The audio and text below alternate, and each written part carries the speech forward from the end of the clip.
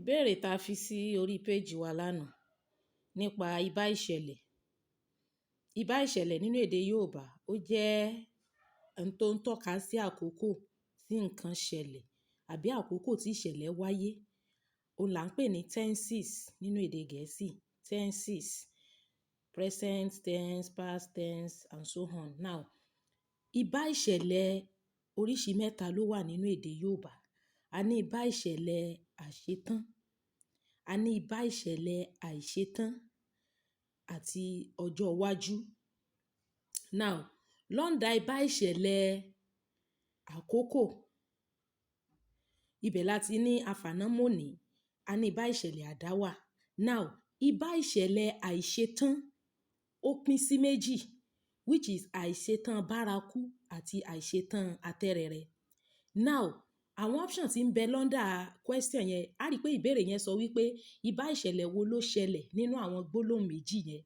Iná mọ̀nàmọ́ná a máa dákú, Dayọ̀ a máa pariwo sọ̀rọ̀. Ó ní àwọn two sentences tá a fún wa nínú question yẹn. Now, nínú àwọn options tán fún wa níbẹ̀, a ní ibà ìṣẹ̀lẹ̀ ọjọ́ iwájú, which is future tense. Future tense. A ó lọ sí Èkó lọ́la. A ó wá sí ilé yín. That is, I will, or we will, or will shall. That is àwọn tó máa ń symbolize àbí tó máa ń signify future tense. Òun là ń pè ní ibà ìṣẹ̀lẹ̀ ọjọ́ iwájú nínú èdè Yorùbá. So, a rí wípé àwọn gbólóhùn yẹn kì í ṣe ọjọ́ iwájú. Then nínú option, a tún ní ibà ìṣẹ̀lẹ̀ àṣetán, which is past tense nínú èdè Gẹ̀ẹ́sì. Mo ti jẹun, mo ti wẹ̀, mo ti dé. So now, àṣetán nìyẹn. That is a completed assignment, something you have done tó ti di past. Ó ní ibà ìṣẹ̀lẹ̀ àṣetán. Now, a wá ní ibà ìṣẹ̀lẹ̀ àìṣetán. That is a continuous tense. Wọ́n ń kọrin, wọ́n ń jẹun, wọ́n ń sùn. Àìṣetán nìyẹn. Now, ibà ìṣẹ̀lẹ̀ àfànàmọ́ní, ó ní ibà ìṣẹ̀lẹ̀ àkókò tí máa ń signify àwọn tenses tẹ́ pé àwọn yẹn ò ní atọ́ka. Now, gbogbo oríṣiríṣi àwọn ibà ìṣẹ̀lẹ̀ tó wà ní option yẹn ló ní atọ́ka tiwọn. Now, ibà ìṣẹ̀lẹ̀ àìṣetán atẹ́rẹrẹ, that is continuous tense, àìṣetán atẹ́rẹrẹ, òun ni pé tí n bá sọ pé mò ń ṣerun, mò ń dáná, mò ń fọṣọ, mò ń dáná. Continuous ni, but n tá fi ń pè ní atẹ́rẹrẹ ni pé ó jẹ́ ìṣẹ̀lẹ̀ tí ń ṣẹlẹ̀ lọ́wọ́ tí kì í sì í parí. Ẹ rí wípé tẹ́ bá lọ wo definition rẹ̀ ní Google àbí àwọn Yorùbá textbooks yẹn, ẹ rí wípé the only difference tí ń bẹ láàrin ibà ìṣẹ̀lẹ̀ àìṣetán atẹ́rẹrẹ àti ibà ìṣẹ̀lẹ̀ àìṣetán bárakú, student tó bá kíyèsí ó lè gbé fúnra wọn. Mò ń ṣerun. Ó mean pé mo máa ń ṣerun. Mo máa ń ṣerun tà. Nǹkan tí mò ń ṣe tó ṣe wípé iṣẹ́ mi ni. Bóyá ẹ ríyàn ládùúgbò ẹ wá ń sọ pé àǹtí, mò ń ṣerun o, mò ń ṣerun, mò ń ránṣọ o. That means pé you are advertising pé ó mean pé tẹ́ni ń gbogbo ìgbà kí ìgbà tó bá fẹ́ ṣerun ńlẹ̀ mọ̀ bá ṣe. Tó bá ní iṣẹ́ kí ló ń ṣe? In so ń jẹ ni. That is, ó ń so ń jẹ tà. Pé is a continuous business tó ń ṣe. Now, ìyẹn ni ibà ìṣẹ̀lẹ̀ àìṣetán atẹ́rẹrẹ. Now, àìṣetán bárakú, ó jẹ́ nǹkan tó jẹ́ habitual act, just like an hobby. Yàtọ̀ fún yẹn, ibà ìṣẹ̀lẹ̀ àìṣetán bárakú, ó máa ń ní atọ́ka. Atọ́ka rẹ̀ ó ní a máa Fúnkẹ́ a máa jà. Dayọ̀ a máa sọ̀rọ̀ lórí oúnjẹ. Iná mọ̀nàmọ́ná a máa dákú. That is, ó ti di bárakú bí ṣe máa ń ṣe ní bá ti ń jẹun ẹjọ́ ní máa ń rò. That is, àìṣetán is a continuous thing tẹ́ pé tó ti mọ́ lára.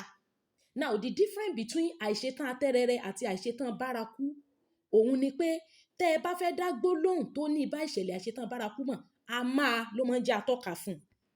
That's the only difference. But ó yàtọ̀ sí atẹ́rẹrẹ. Now, nínú àwọn option márùn-ún tá a fi bẹ̀, ibà ìṣẹ̀lẹ̀ ọjọ́ iwájú which is future tense òun kọ́ ló farahàn nínú àwọn sentences méjèèjì yẹn. A tún fi ibà ìṣẹ̀lẹ̀ àṣetán which is past ìyẹn ò tiẹ̀ sí ńbẹ̀.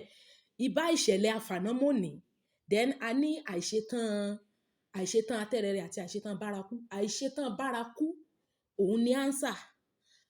Tá a bá dẹ̀ lọ rèé wo answer táwọn èèyàn give, a rí wípé 95% àwọn èèyàn ló gba ìbéèrè yẹn, tí wọ́n sì tún ṣe àlàyé rẹ̀ gan. Míì gan tún gbé wọnú inú èdè Gẹ̀ẹ́sì pé grammar, pé tenses, bó ṣe jẹ́ reason tó fi jẹ́ pé bárakú ni. Mo tiẹ̀ rí answer kan few minutes ago nsìn tí bọ̀dá yẹn wọ́n dìídì ṣàlàyé ẹ̀ bẹ́ẹ̀, the answer came late. Èèyàn tó gbà á 4 minutes tí mo drop ẹ̀ lẹ́ni yẹn ti gbà lánàá ló sọ pé àìṣetán bárakú.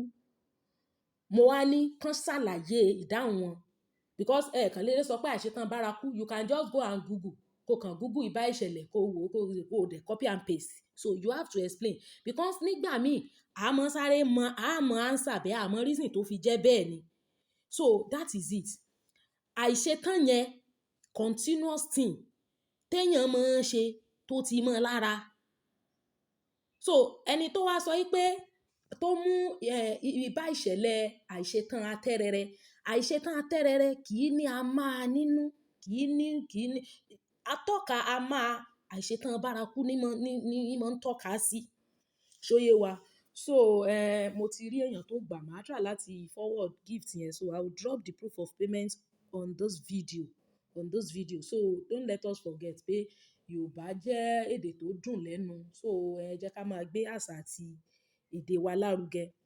Gbogbo àwọn topics yìí, they are whole level topics because I didn't do Yoruba in the higher institution, so all these are just whole level topics. So please let's respect our language. Nígbà míì gan wà tó ṣe pé tí àlàyé ò bá kún tó fún èdè àbí gbólóhùn téèyàn sọ, ó ṣeé ṣe kẹ́lòmíì ò mọ̀ misinterpret èèyàn. So á dẹ̀ rí wípé èdè àti àṣà wa náà ló wà lára nǹkan tí a fi ń expand territory wa, àti pé tá a tún fi ń gbé àwa ara wa gan lárugẹ. Àwọn ọmọ míì wà nínú ilé tí wọ́n gbọ́ Yorùbá, wọ́n tí ẹ lè sọ Yorùbá, èdè Gẹ̀ẹ́sì ni wọ́n gbọ́ tí wọ́n máa ń sọ sí wọn.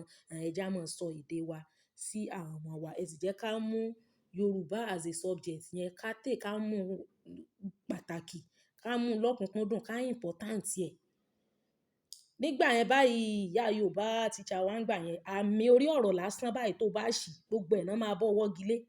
Gbogbo ò bá àgbá answer tó ti ṣe àmì yẹn, ó ti ní different meaning. So God will help us. So gbogbo àwa tá a gbà, we really tried. In fact, gbogbo àwọn tí wọ́n mú àìṣetán atẹ́rẹrẹ gan, tán mú àìṣetán atẹ́rẹrẹ, àwọn gan wọ́n rí àpẹẹrẹ fi sí ní ìsàlẹ̀ because àìṣetán atẹ́rẹrẹ tẹ́ mú, kí ni atọ́ka tẹ́ rí nínú àwọn sentences méjì yẹn tẹ́ fi rò pé atẹ́rẹrẹ ni? A mọ̀ pé àìṣetán ni, ibà ìṣẹ̀lẹ̀ àìṣetán, bẹ́ẹ̀ àìṣetán pín sí méjì. So God will help us. All right sir, all right ma, all right everybody, bye bye, thank you.